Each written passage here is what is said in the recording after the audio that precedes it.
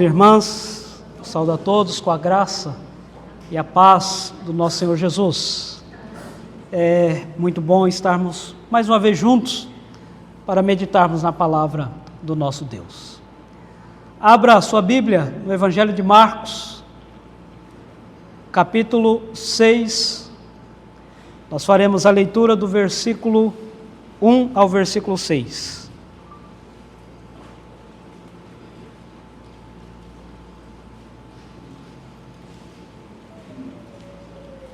Evangelho de Marcos, capítulo 6, do versículo 1 ao versículo 6.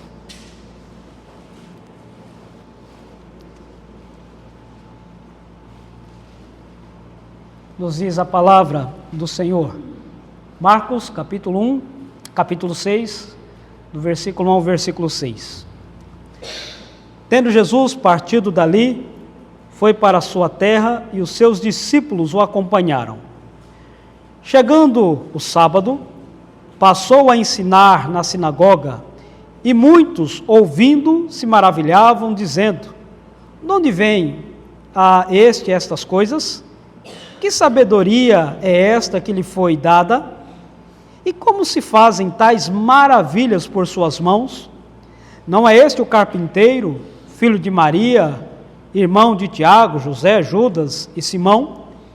E não vivem aqui entre nós suas irmãs? Escandalizavam-se nele. Jesus, porém, lhes disse: não há profeta sem honra senão na sua terra, entre os seus parentes e na sua casa. Não pôde fazer ali nenhum milagre, senão curar uns poucos enfermos, impondo-lhes as mãos. Admirou-se da incredulidade deles, contudo percorria as aldeias circunvizinhas a ensinar. Que Deus nos abençoe mais uma vez na meditação da sua palavra.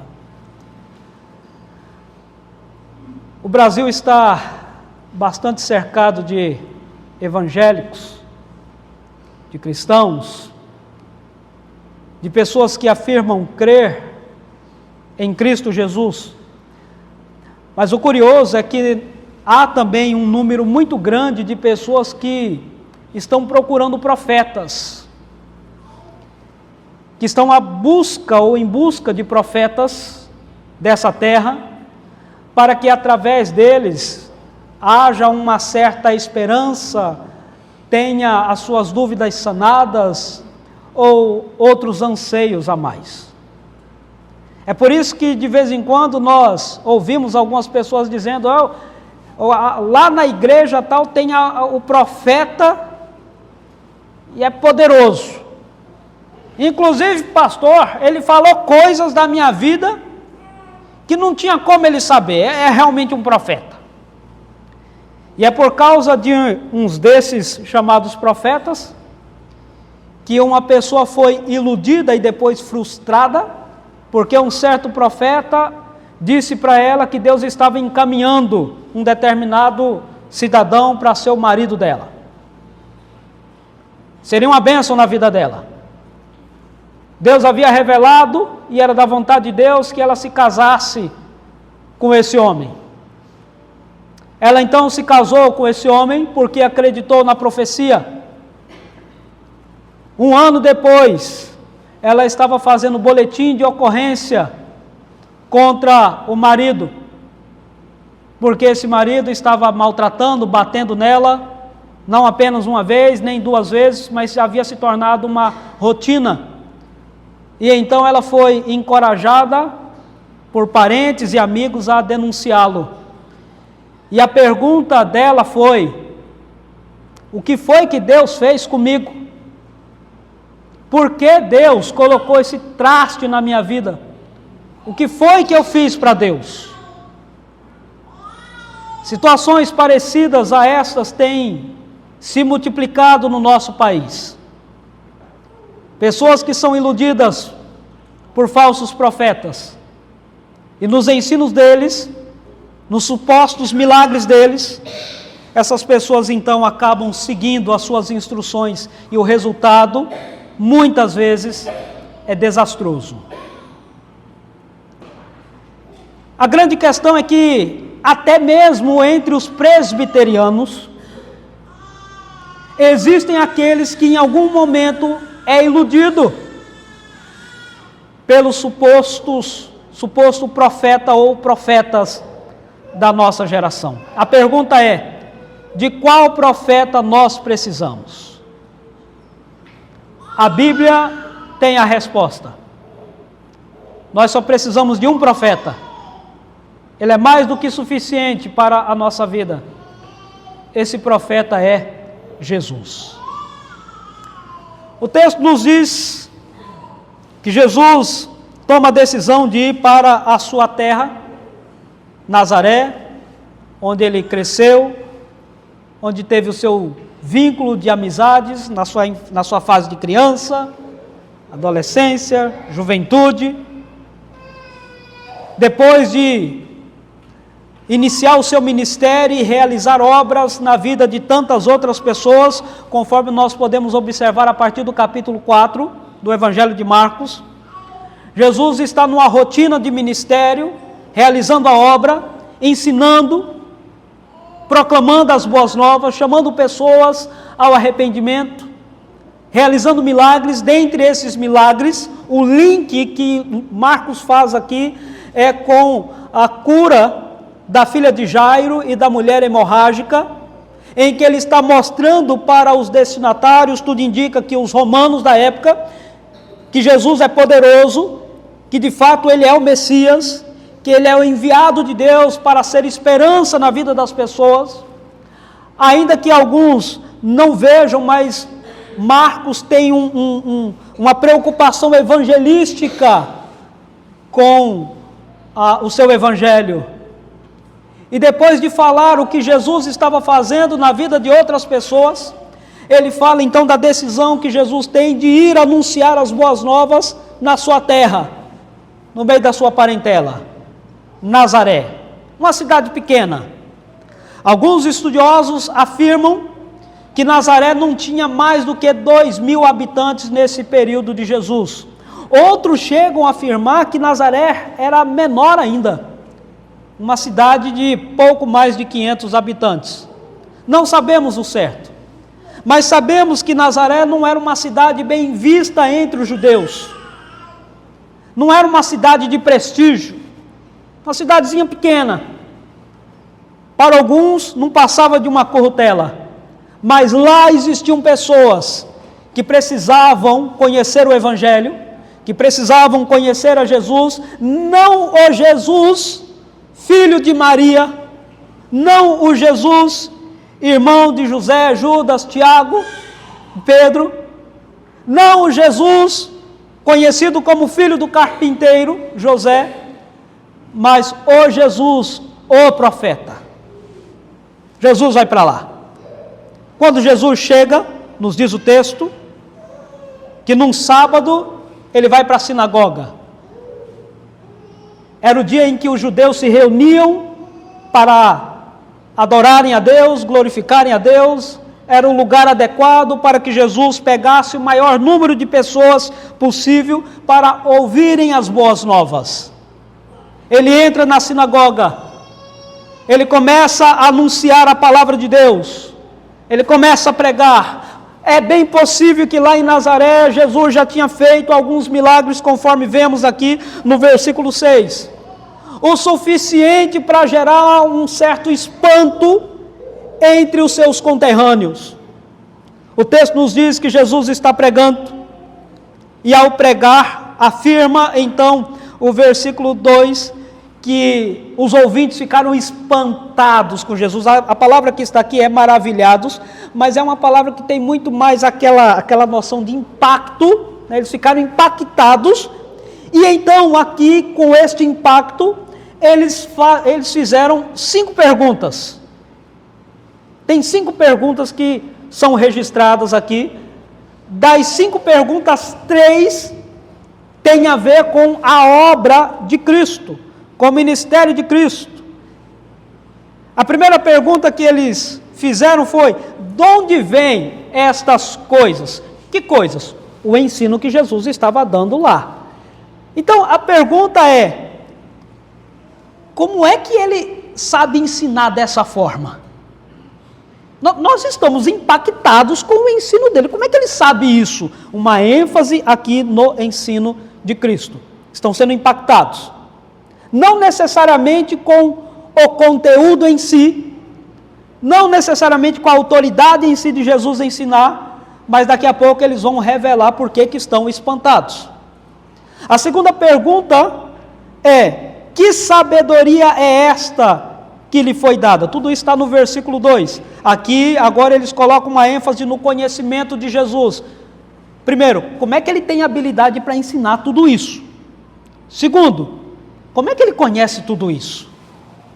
Que sabedoria é esta dele em ensinar?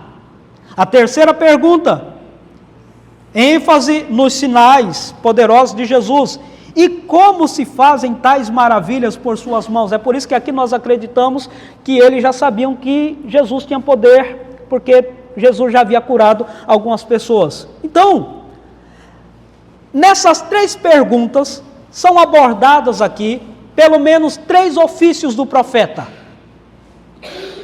ensino, conhecimento e poder. Nós veremos no desenvolvimento da mensagem que as funções ou as credenciais primordiais dos profetas, em especial 2 profetas do Antigo Testamento, Elias e Eliseu, tinha a ver com o ensino, a sabedoria, ou seja, o conhecimento e a manifestação de poder. As 3 perguntas que eles fizeram têm a ver com essas credenciais, mas eles não reconhecem Jesus como profeta. E por que não reconhecem? Porque depois eles colocam no versículo 3 mais 2 perguntas. Quem é esse? Como é que ele sabe tudo isso? Como é que ele faz tudo isso? Como é que ele conhece tudo isso?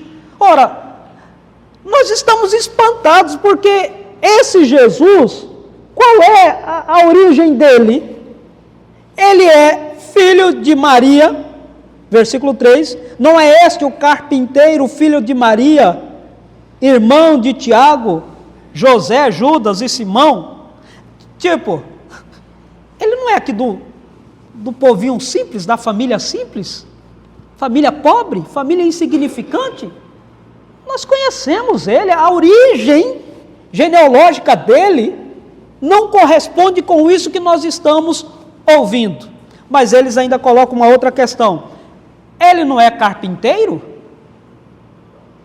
Mateus, no texto correlato, lá do capítulo 13, ele vai dizer que ele não é o filho do carpinteiro. Então, alguns acham que há um choque de informações aqui, né, uma contradição de informações, mas como nós sabemos, dentro do contexto antigo, um filho ele poderia herdar ou seguir a profissão do pai. Então, tanto Mateus como Marcos estão corretos.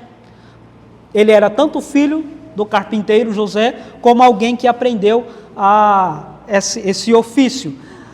É importante destacar aqui para os irmãos que carpinteiro, nesse período aqui, não se resumia a mexer com madeira. Ele envolvia, além de madeira, ele era habilidoso em mexer com pedras, construções, mas ainda assim não era um ofício digno diante da sociedade. Era um ofício insignificante. Então, a pergunta que eles estão fazendo aqui é: a gente não está entendendo nada. Como é que pode esse homem que não tem linhagem, que não tem uma boa profissão, em outras palavras, pobretão, e sem cultura, sem inculto, como é que pode ele estar ensinando dessa forma, fazendo o que está fazendo e tendo esse conhecimento? E então nos diz o texto, versículo 6, enquanto eles se espantam por aquilo que Jesus estava sendo ali com eles, Jesus demonstra espanto pela incredulidade deles. Versículo 6, admirou-se da incredulidade deles. Contudo, percorria as aldeias circunvizinhas a ensinar. Jesus continuou o ministério. Mas então nós temos aqui no versículo no versículo 4, a parte importante deste parágrafo, que é quando Jesus diz: Jesus, porém, lhes disse: não há profeta sem honra, senão na sua terra, entre os seus parentes e na sua casa. Esse é o momento em que Jesus está se intitulando profeta. Ele está pegando uma afirmação do Antigo Testamento e dizendo: já foi dito que um profeta é desprezado no meio dos seus, porque ele está falando dos profetas que foram desprezados no Antigo Testamento, e agora ele também está dizendo que ele, como profeta, está acontecendo com ele exatamente o que o povo fez no Antigo Testamento. Ele é o profeta por excelência, tem as credenciais do profeta, mas ainda assim o povo está vendo, ouvindo, aprendendo, mas estão desonrando, assim como o povo do Antigo Testamento fez com os outros profetas. O ponto importante aqui que nós queremos destacar, e daqui tiraremos algumas lições, é exatamente quando Jesus diz que ele é o profeta, mas não está sendo reconhecido como tal. Bom, quais os prejuízos do povo de Nazaré não reconhecer Jesus como profeta? Nós vamos mostrar aqui pelo menos 3 prejuízos. A primeira delas: Jesus como profeta é aquele que dá revelação, ou traz revelações ao povo. Essa era uma das funções do profeta: revelar. Revelar o quê? Revelar a vontade de Deus. No Antigo Testamento, Deus se revelou ao seu povo. E como Deus se revelou ao seu povo, como o povo no Antigo Testamento conheceu a vontade de Deus, Deus usou profetas, para que através deles o povo conhecesse a Deus, conhecesse a história de Deus, a história do povo, a vontade de Deus, conhecesse os caminhos que Deus queria que o seu povo seguisse. É curioso ou interessante destacarmos aqui quantas vezes aparece a frase, assim diz o Senhor, no Antigo Testamento. Eu não estou pegando aqui os correlatos, apenas esta frase na nossa tradução. Assim diz o Senhor. 407 vezes aparece essa frase no Antigo Testamento. Assim diz o Senhor. E todas elas tinham como objetivo revelar a vontade de Deus ao seu povo, o plano de Deus ao seu povo, as instruções de Deus ao seu povo. E na grande maioria das vezes, esta expressão está na boca dos profetas. Embora alguns acreditem que a função primordial do profeta era fazer adivinhação, que não era a função do profeta, ficar adivinhando a vida de ninguém, a não ser falar sobre o futuro do povo de Deus, dentro daquilo que Deus permitia falar, mas de forma geral, a função do profeta era ensinar, revelar, instruir, esclarecer ao povo de Deus. E esta é a credencial que nós estamos encontrando aqui, que Marcos está destacando na pessoa de Jesus, e por isso a ênfase também no final do versículo 6, que Jesus continuou a ensinar nas vizinhanças. O povo aqui até observa isso, que ensino é esse? Mas o povo não reconheceu que através de Jesus, Deus estava revelando a sua vontade à geração daquela época. Então aqui tem uma terrível consequência. Não receber Jesus como profeta é perder o privilégio de conhecer a vontade de Deus. Tem muita gente querendo conhecer a vontade do homem, do profeta terreno, da inteligência humana. O que o Augusto Nicodemos fala sobre isso aqui? O que o Hernandes Dias Lopes fala sobre isso aqui? O que o pastor fulano de tal fala sobre isso aqui? O pastor Beltrano de tal fala sobre isso aqui. Não quer dizer que esses homens não sejam homens de Deus e não tragam ensinos de Deus. Mas a principal pergunta que todos os crentes deveriam fazer: o que o meu profeta soberano me revela? E como é que nós podemos saber sobre as profecias de Jesus, ou sobre o profeta Jesus? O pastor Diego fez aqui na primeira leitura, ele leu Hebreus capítulo 1, versículo 1 e 2, que o autor de Hebreus vai dizer o seguinte: como é que Deus se comunicou com o seu povo? No Antigo Testamento foi por meio dos profetas.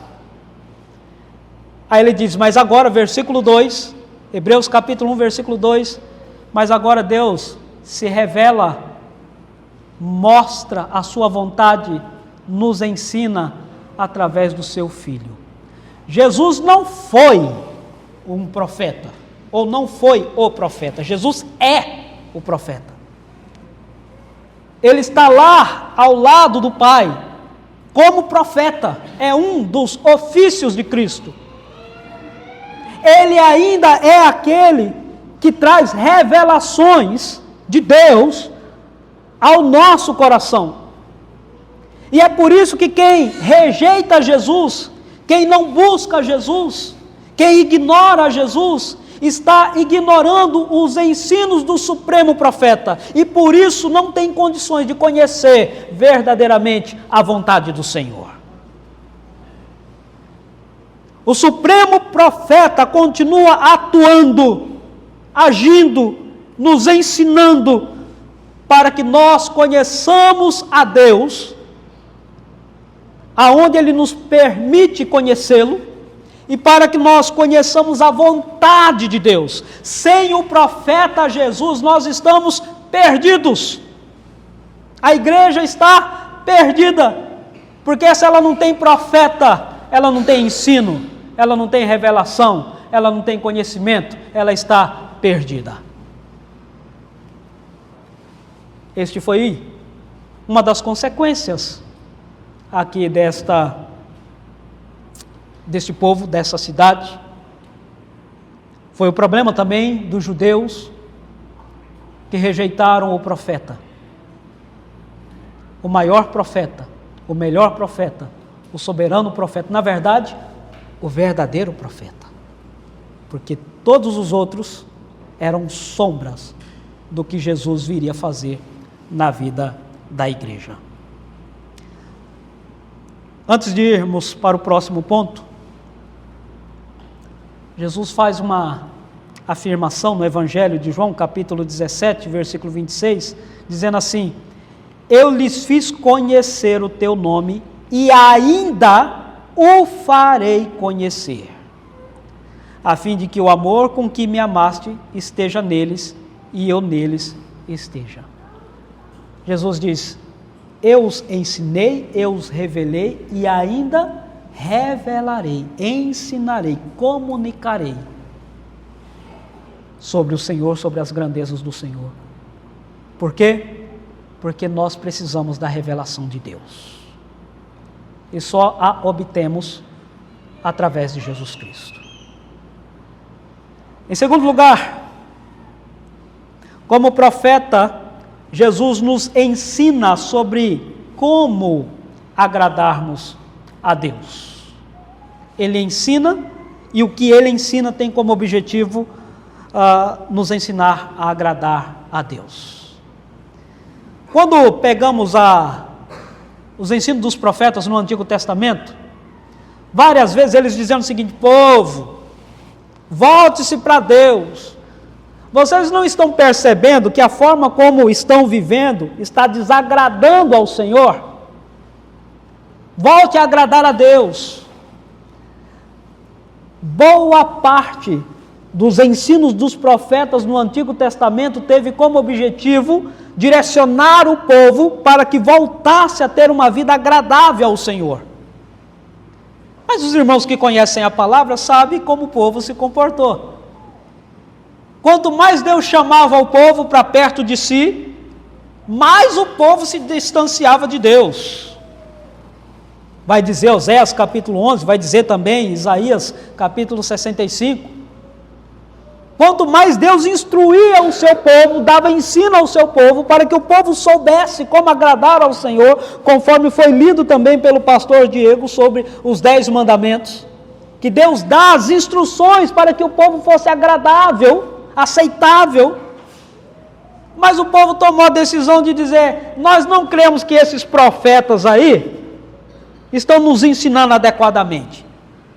Esses profetas estão ensinando coisas que anulam o nosso querer, o nosso eu, a nossa vontade.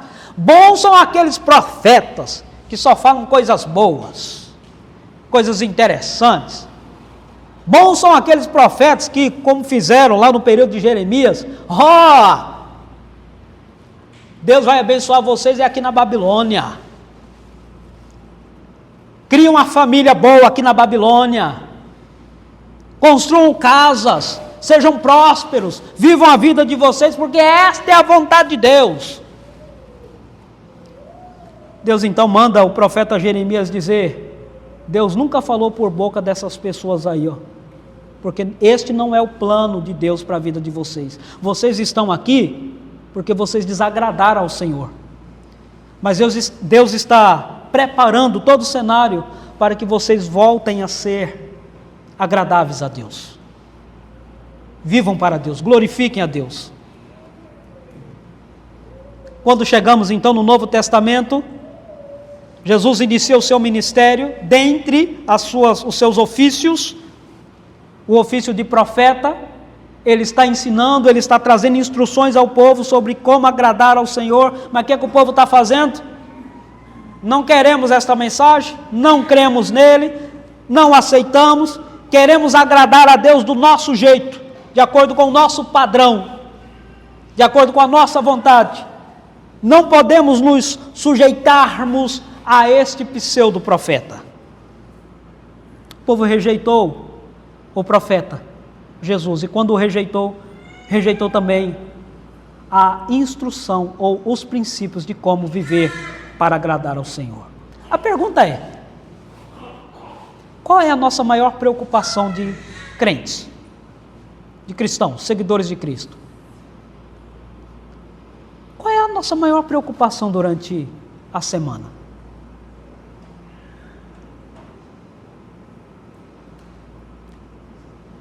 O que ocupa o meu coração durante a semana?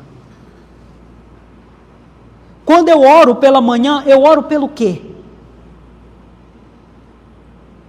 Quando eu vou deitar, eu reflito sobre o quê?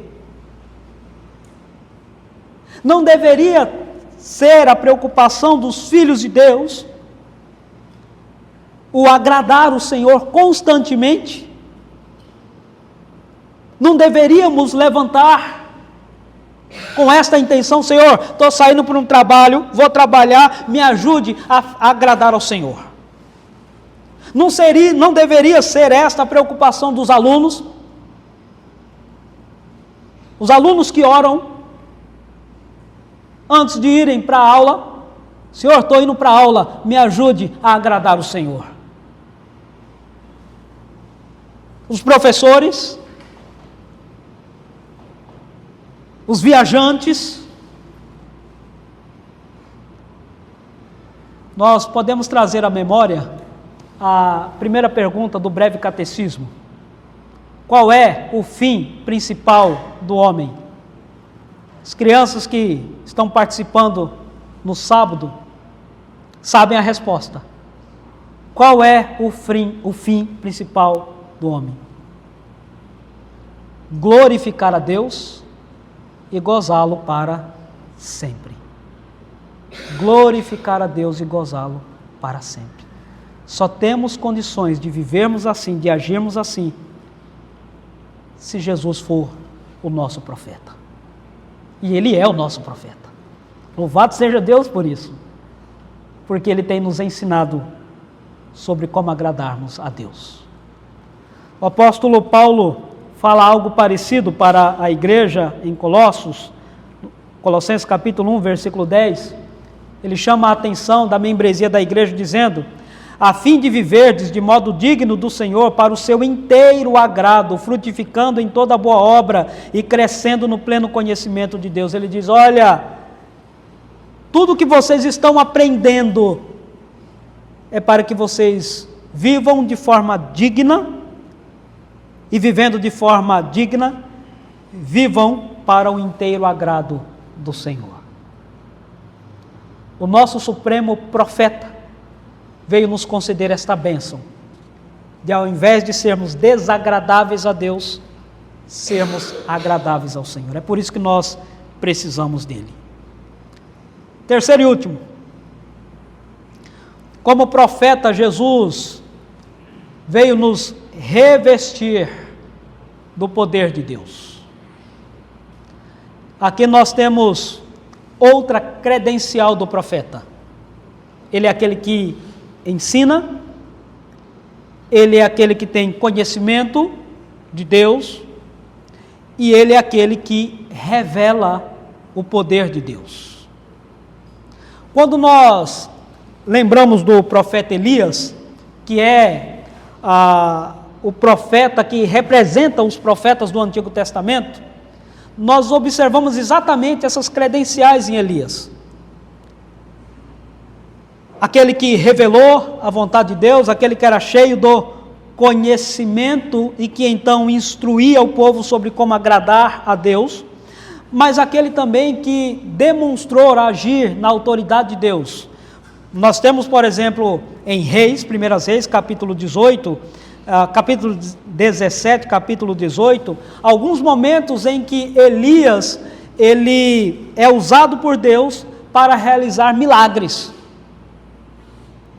Nós temos, por exemplo, o milagre do fogo que caiu do céu. É um milagre, é uma obra sobrenatural. Ninguém mais conseguiu dizer, venha fogo do céu, e veio, como aconteceu aqui com Elias, naquele episódio dos profetas de Baal. Nós temos, em 1 Reis capítulo 17, como Deus usou Elias poderosamente para multiplicar o alimento da viúva de Sarepta, e também ressuscitar o seu filho. Obra sobrenatural, obra poderosa, milagre. Nós temos, em 1 Reis capítulo 18, o momento em que Elias pede para que chova, depois de muitos anos, alguns anos sem chuva, e veio a chuva. Obra do poder de Deus. Nós temos o profeta Eliseu, que multiplicou o azeite da viúva.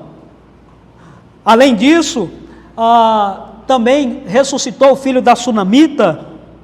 A história de Naamã, em 2 Reis capítulo 5, o machado que flutuou da água, etc. Profetas que mostraram como credencial serem usados pelo poder de Deus, e usou esse poder para abençoar o povo do Senhor. E quando Marcos nos retrata sobre Jesus, ele fala do Jesus poderoso, do profeta que não apenas ensina, ou que não apenas revela, embora isso seja de extrema importância, o profeta cheio de conhecimento e que instrui o povo como agradar o Senhor, mas também o profeta que age com poder na vida dos necessitados. É o Jesus que cura os cegos, os mudos. É o Jesus que cura uma mulher hemorrágica, que ressuscita uma criança. É o Jesus que conserta, entre aspas, o paralítico. E nos falta espaço e tempo para relatarmos a quantidade de milagres que Jesus fez, porque Ele é o profeta poderoso, e o poder de Deus na vida de Cristo é aplicado também sobre a nossa vida.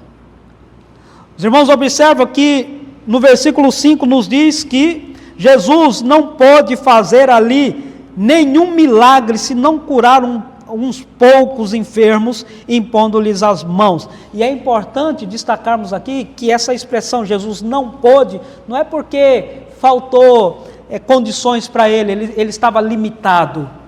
Talvez a melhor tradução aqui é, por causa da incredulidade, Jesus não fez ali milagres, porque o povo rejeitou o profeta. E rejeitar o profeta é rejeitar também a manifestação do poder de Deus. Oramos hoje pela manhã, estamos orando aí durante a semana e continuaremos a orar nos dias vindouros sobre vida de irmãos e irmãs que estão enfermos ou que poderão ficar enfermos. Por que nós oramos? Porque nós acreditamos que só um tem poder para manifestar a cura e dar o livramento a essas pessoas.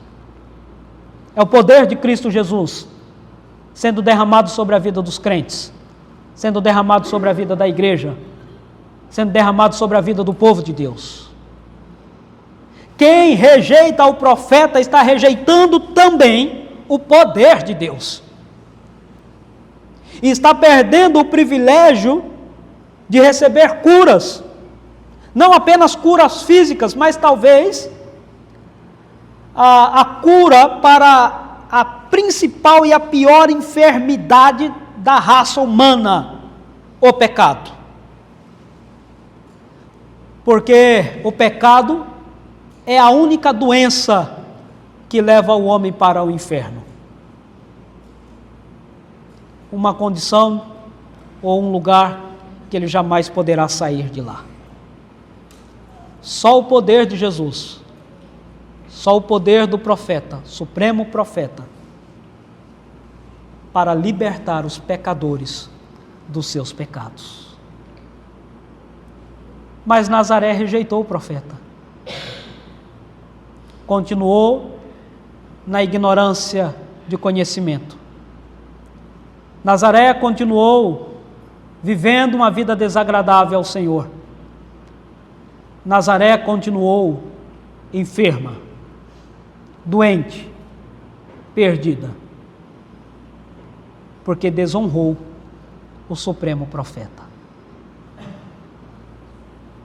Eles estavam atrás de outros profetas, deram créditos a outros profetas. E não apenas eles, mas tantos outros sofreram por causa disso. O que alegra o nosso coração, irmãos e irmãs,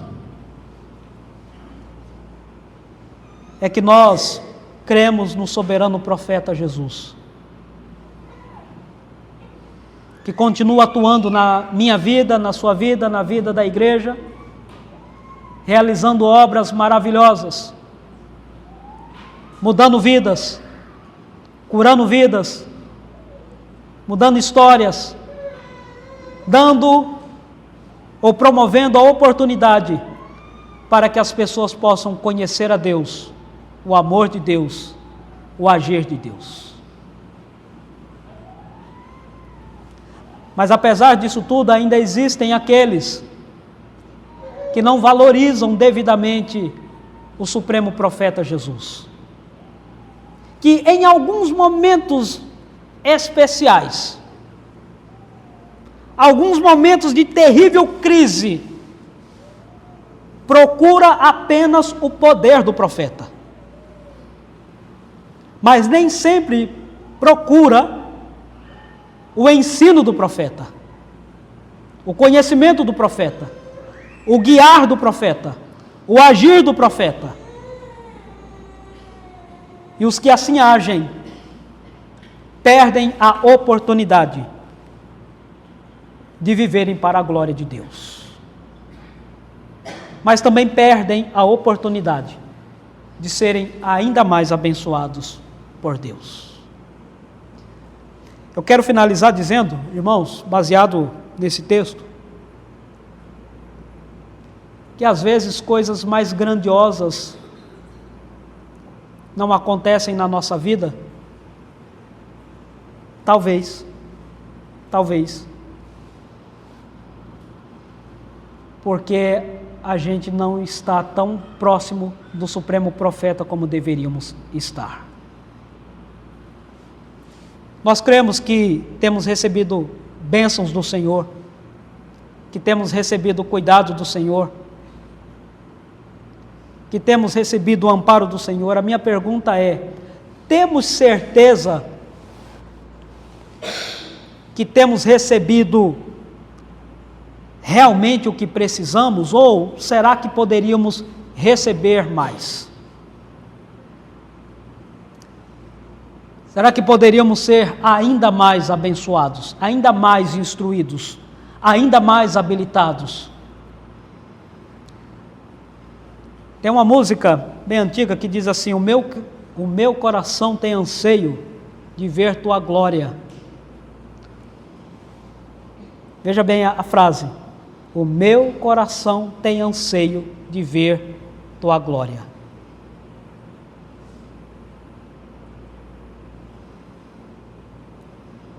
Nós precisamos ter este anseio de vermos cada vez mais a glória do Senhor, não apenas através de milagres, mas acima de tudo, a glória de vermos a condução do Supremo Profeta sobre as nossas vidas, nos conduzindo em todas as coisas, nas pequenas e nas grandes, tendo sempre a certeza que cada dia mais estamos conhecendo mais ainda o profeta Jesus. Cada dia mais tem aumentado a nossa experiência com o Supremo Profeta. Cada dia mais tem aumentado o nosso acervo de testemunho do que o Supremo Profeta tem feito na nossa vida. Ele não é o profeta do passado, ele é o profeta de hoje. Continua atuando para que nós estejamos sempre debaixo das bênçãos, da graça e da vontade do Senhor.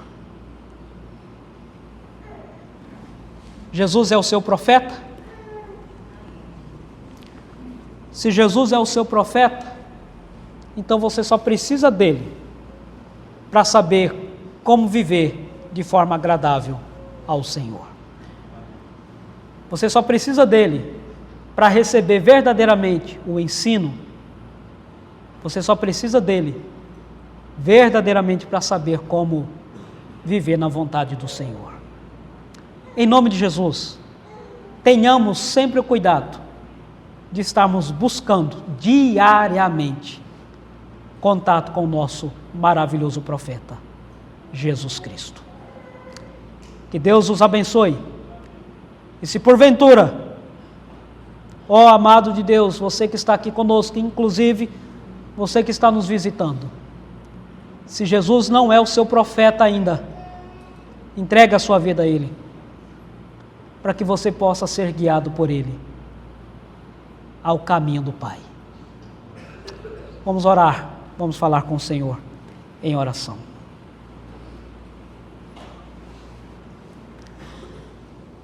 Senhor, amado Deus e Pai,